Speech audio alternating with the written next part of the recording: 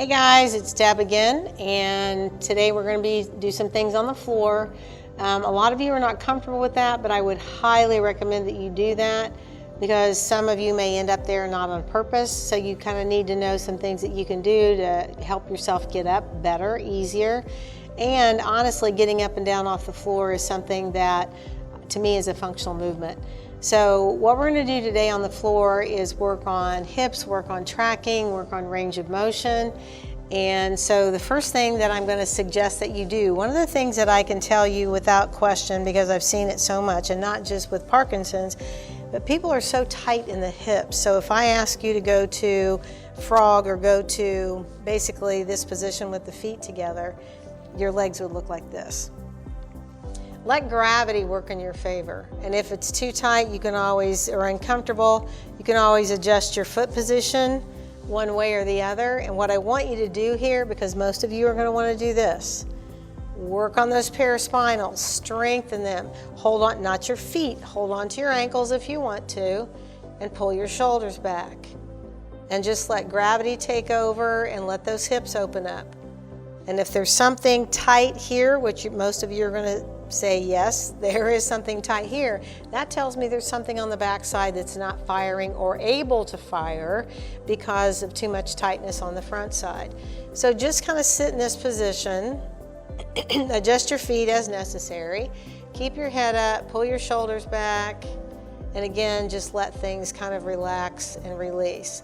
And most of you will notice one side's tighter than the other, and your legs may even look like this. That says there's a lot of tightness, in this case, on the right side. So, and you can actually rock a little bit if you can get your body to do that. Some of you will want to use your legs instead. Try to use your hips. Try to use your hips to roll onto one hip versus the other. And what a lot of you may notice is as I roll onto that left hip, I feel the tightness in the groin or the inside let go. But again, just in a sitting position.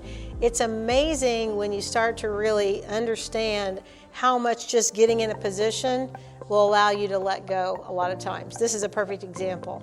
Just letting gravity take over, letting those hips open, letting those legs open, and if I add a little movement to that. The other thing is some of you will have a real tough time going one direction or the other.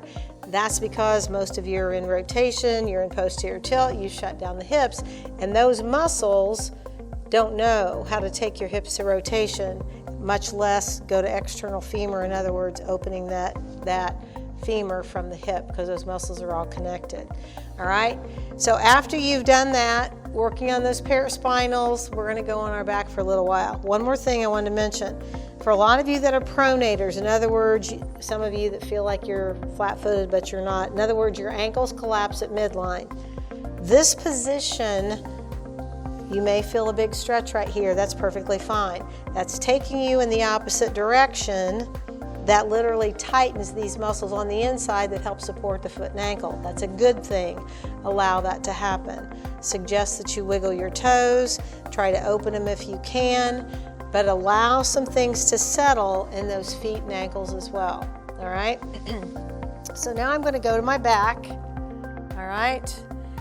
And the first thing I'm going to do is I'm going to assess. I'm going to put my feet in line with my heels in line with my sit bones. And I'm looking at my knees, and they should be even.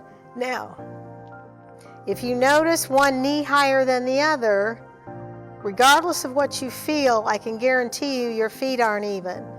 Just make your knees even, and it will automatically even your feet. If your hips want to do this or your feet want to do this, that always says you've got one hip that's higher or tighter than the other. Make your knees even and your feet will be even. All right? So the first thing we're going to do here is we're going to do a little bit of hip to heel.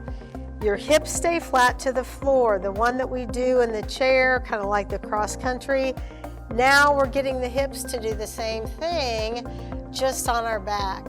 So we're sliding, in this case, the left hip toward the left heel. You're not rolling. That back of that right one is staying flat to the floor. And again, you're going to hold that. You may feel that in the hip flexor, tensor, quad, glute medius, QLO, paraspinals, low back, all kind of things depending on what's going on with you. And then we're going to switch to the other side. Again, sliding the hip to the heel. Hold it. You've got a ton of stuff that's connected and interconnected.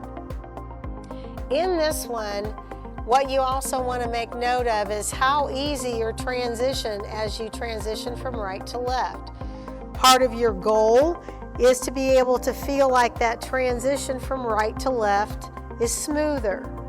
Because in gait, you want the hips to be able to transition in a very fluid manner, right to left. That's part of your goal here. So we're going to switch back to the left, and we're going to slide that down. And every single time, if you're holding it long enough, you should notice that if there's any tightness there, it diminishes. And then we're going to go to the other side. And the other thing that you may notice, if when you went to hip to heel, you felt it more on the top of the tensor, next time you felt it more in the quad, or you felt it more in the front of the hip. Again, you're just unwinding muscles that are connected and interconnected. That doesn't mean you're doing it wrong. As long as you're staying heels in line with sit bones and your hips flat, and you're moving the hip toward the heel. But again, that should feel like a very easy transition, almost like you're a ballroom dancer. That's really what that movement is, if you stop and think about it, all right? But again, that transition right-left. So now once we've loosened that up, we're going to do a few pelvic tilts, anterior, posterior, so low abdominals, no glutes. When you shorten an angle, it's muscles on the front side. And then anterior tilt, we're going to go to an arch in the back. Again, stabilizing the hips, low back, sacrum. And if there's any tightness, you want to get rid of that or at least diminish it. No glutes here. Transverse, in other words, you should feel like that low back goes flatter to the floor. And again, just enough to where you feel like your hips are more neutral. Right and left side are working as they're working together. Now we're going to move to those legs, all right? So you're going to lift, in this case, let's say the left one first. What you need to make sure you're doing here is to make sure the foot, the knee, and the hip are all in alignment. So in other words, most of you are going to want to be here. You need to keep the foot, the knee, and the lower leg all in alignment. Some of you are going to want to be here. That's going to be a challenge by itself just to hold that. Try to stay in dorsiflexion, and then you're going to straighten that leg. If you notice, my toe, my knee, and my hip are all in alignment with my shoulder, and I'm going to bring it in. I'm only going to do one side, and I'm going to drop it down, and I'm going to bring it up. All right? So I'm going to drop it down, and I'm going to bring it up. Now, if this bothers your low back, change your angle. Don't drop it down as much. But if you feel like your back arches, you're not using your low abdominals. Pull those into the floor so that that flattens your back to the floor. But you can change your angle. Do this according to what your body can handle. And you're going to straighten, and you're going to bend. Again, the knee over the hip. In this position, I don't see my foot at all. That tells me I'm in alignment. And I'm going to straighten. If I can drop that down, I will. Some of you will feel a pull in your hips here. Perfectly fine. Most of you have tight hip flexors anyway. That's going to open those up. But adjust that angle on the straight leg to what you can handle. Stay in dorsiflexion. Go slowly. There's no point in doing something incorrectly. We're going to work on tracking here. That's exactly what we're doing. So when you're walking in gait pattern, you're going to pick up that knee, hopefully, and then you're going to straighten it out as you go to heel strike. It should be in this position right here, not crossed over here, not out here, not the foot turned out here, not the knees bent, all as a unit, all right? And you're going to just bring it in and drop it out. And again, if you feel this in your low back, two things. Number one, make sure your low abdominals are engaged. And number two, change that angle. We're going to do that on both sides. Now, some of you may feel like one side is easier than another. That's not unusual. Here's why. If your hips want to rotate clockwise, this is where that leg wants to go. So as you work on that and you're working on straightening that leg, you're going to have to use more adductors, all right, inner thigh. If, in this case, if my hips were in clockwise rotation on that left side, if it wanted to go to midline, I would have to use more lateral hip, all right? So I'm going to bring this one in and I'm going to straighten it out. And you may feel, again, one side is a lot different than the other. And I'm just going to check. Again, I'm working on my tracking. I'm taking all of the loading completely out of it by being on my back. So I don't have the torso dropping from one side to the other. I'm staying in dorsiflexion. Again, I'm dropping that down to what I can handle. And remember, you're only strong as your range of motion. So if you start up here, make it a goal that I can lengthen that angle from the torso to the foot, all right? So I'm going to work on that tracking, all right? After we do that, what we're going to do now is we're going to do some what I call hip stability abs. Almost every single one of you, and not just you, trust me, are weak in the low abdominals. And the reason we did that first is because what we're going to do here is we're going to cross an ankle over a knee. And that leg, it's important for this leg to stay in that tracking, in that good tracking position. So here's what you're going to do. Those of you who cannot cross or let me just say this. If you struggle to cross an ankle over a knee because your hips are too tight, here's what I want you to do. Move your foot down. Now cross it over. What's important is that that hip does not move, because most of you, when you cross, want to kick that hip out to the side. Now you've taken your hips out of neutral. So if it's hard to cross over without moving the hip, just move the foot so that you can cross it over without any challenge, all right? So now what we're going to do is this. We're going to put hands behind our head. We're going to keep our chin open and our elbows open. A lot of people, and not just people with Parkinson's, do their abs incorrectly. There are no abs from the bottom of the rib cage up. That means there's no head, there's no arms, anything involved in this that should not be. Let your head rest in your hands. For some of you, in your shoulders, this is going to be a challenge by itself. Again, that's perfectly fine. All right? So I've got my elbows open, my chin is open. I'm going to pretend I've got a grapefruit right here, and I'm not going to squeeze it. I'm going to look over my head, all right?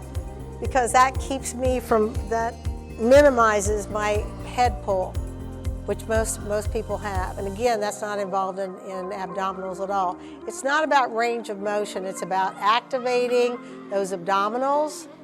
And we're going to start just with our leg like this, and you're going to lift, and you're going to lower. And you're going to lift, and you're going to lower. And you're going to notice I'm not coming all the way up. I don't have to. The other thing here is, here's your inhale through the nose. A lot of you are mouth breathers. So close your mouth, breathe in through your nose. That's where your filtration system is. And then you're going to exhale out through the mouth, and you're going to collapse that diaphragm. Another thing the reason that we're doing this is breathing. So many of you, your diaphragm is stuck up underneath your ribs. So we're going to multitask here. We're working on tracking. We're working on low abdominals, we're working on breathing, we're working on abdominals, and we're working on our head, neck, and shoulders just by the position. So again, this is a multitasker. So that means for some of you, this is going to be a challenge. That doesn't mean don't do it. That means chip away at it. Pick it apart, just work on the legs for a while until you get that, or just work on the upper till you can put it all together. All right? So we're going to do just the upper. So I'm going to exhale here. And then as I come back, I'm going to expand my diaphragm. Some of you will feel the pull on your rib cage, and that's a good thing. And remember, your breathing is 60% from your diaphragm and the muscles between your ribs. If your rib cage can't expand, neither can your lungs, all right? So you're going to exhale, and you're going to inhale, and you're going to exhale, and you're going to inhale. Now, some of you are going to say, well, how many do you want me to do? Again, we challenge, we don't force. If 5 is hard, go to 7. If you can do it to 10 and then it starts to get hard, then do 12. You always want to go beyond what's comfortable and normal, in other words, called the overload principle. That's how you get stronger, that's how you gain endurance, all right? So after we do those abdominals on both sides, and you get that part, now what we're going to do is we're going to do the hip stability piece. We're going to do upper and lower together. It's a little coordination thing as well, all right? So what you're going to do is you're going to exhale, and as you raise the shoulders and the head, we're going to lift those legs. And then we're going to lower. And we're going to lift. And we're going to lower. Now, again, why we did that exercise with straightening your leg is right here. Because as you lift this, in this case, left leg, I want that lower leg and foot to stay right in line with my hip. A lot of you will be here, all right? So I want to make sure that when you lift, that we keep that lower leg in tracking appropriately. So you're going to lift upper and lower together. Just go slow. There's your exhale. Flatten your abdominals. And then there's your inhale. And you're going to exhale. And you're going to inhale. And again, if 3 is hard, go for 5. If you start getting a challenge at 10, go for 12. Again, challenge, don't force, but always make sure the overload principle kicks in. And of course, we're going to do that on both sides, all right? That's such a multitasker. That's going to be a big challenge for a lot of you, but break it down. Work on the upper body, work on the lower, then put the two together. Now, once we've done that, what we're going to do is we're going to do a little bit of hip walking. Some of you as a kid, remember, at least we did, had races doing this. We're going to do the same thing in long sitting. We've done this in sitting in a chair. We've changed the physics now. Number one, you've got that long lever, so now you have to move the whole thing. And yes, your torso is going to move, and you're going to move forward and backward. Then you're going to scoot forward. And start with, I don't know, depending on how much space you have, I would say try to get at least 3 or 4 each direction. But what do your hips have to do in gait? They have to be able to go forward. And it's kind of like really wheels in a bicycle as well. You should kind of feel like your hips are moving in this one and then backwards. And we want to try and keep from leaning side to side as much as we can. And you're just going to hip walk forward and you're going to hip walk backward. And make that a goal. And I tell you what, you guys that have grandkids, if you get on the floor with them and do this, make it a game. Make it a game for both of you, because they'll enjoy that. They may kind of say, Grammy, why can't you do that? And that's okay. Just tell them you're working on it. But you'll be amazed at how much this does for your gait, getting up and down out of the chair, and all of that. All right, so after we do that, we're going to do a little bit of work in upper body. Now, I'm going to let you decide if you're okay in long sitting, and I highly recommend long sitting. This is a challenge for a lot of you. Just because your hamstrings are tight, and again, you can do quad contractions, pull the toes back, open those toes. A lot of you in this position are going to feel your feet, tightness in the bottom of your feet. That's okay. Let that open. The other thing too is any of you have knee issues in terms of stability or discomfort, this muscle, or these 4 muscles I should say, that quad is one of your main knee stabilizers. So in this position right here, you're literally tightening those muscles to help stabilize the knee. But again, your feet need to be facing straight up. So you can do quad contractions here. And I'm going to sit in this position. I'm going to take my shoulders back. And I put my hands behind me this time. However, I don't want you to be here. If you put your hands behind you, open up your chest, all right? So I want you to open up your chest and I want you to pull your head up. Now, a lot of you are going to feel a pull and a stretch here. That's perfectly fine. I want you to squeeze your shoulder blades together. Try not to get your shoulders on your ears. You're doing the same thing. You're pulling your shoulder blades down and back, like you're pulling them into your back pockets, and you're just going to let things stretch. But now you've got the support of your hands, but you can still work on strengthening those back muscles. Open the chest. And hold that and release and open. Work on those paraspinals. Squeeze the shoulder blades back. And some of you, especially with internal rotation at the shoulder and arm, you're going to feel that in your arms. And again, that's perfectly fine. You're opening all that up. The other thing that's good that you're doing that you're not realizing is your load bearing. When infants and toddlers learn to crawl, that's strengthening those load bearing joints. All right? So as you lean back and you push the chest up, you'll feel some pressure into the shoulders and mostly into the wrist. Again, that's perfectly fine. What you're doing is you're re-educating those load-bearing joints that they are supposed to bear load. That's all you're doing. And I say all you're doing, but again, it's a multitasker here. And release. Some of you may feel it in the triceps because those are going to be weak if your arms want to bend. Again, that's perfectly fine. And you want to do that until you feel like this feels really good. This is another good place to work on your breathing. So you're opening up the diaphragm and just exhaling in through the nose and out through the mouth. And do that as many times as you feel like you need to until it feels comfortable, you feel more open, you feel like you're breathing better, and you'll be good to go. More function, less pain, and that's what we always want. Thanks again for joining me, and I'll see you again soon.